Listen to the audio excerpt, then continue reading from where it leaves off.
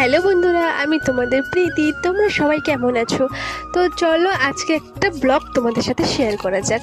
তো আজকে হবে কাঁঠালের তরকারি আমাদের বাড়িতে, যেটা আমাদের গাছের কাঁঠাল। আর মা এখানে কাটতে বসে পড়েছে। আর কি বলবো, যেটা আমাদের কাঁঠাল কাটার সময় লাগে, এটা হচ্ছে সরিষার তেল। এটা সবারই লাগে। আর এখানে মা কিন্তু কাটতে বসে পড়েছে। মা এবার সবজি রান্না করবে। এবার চলো তোমাদের সাথে শেয়ার করি। তো এখানে আমি চান টান করে কিন্তু বসে পড়েছি খেতে।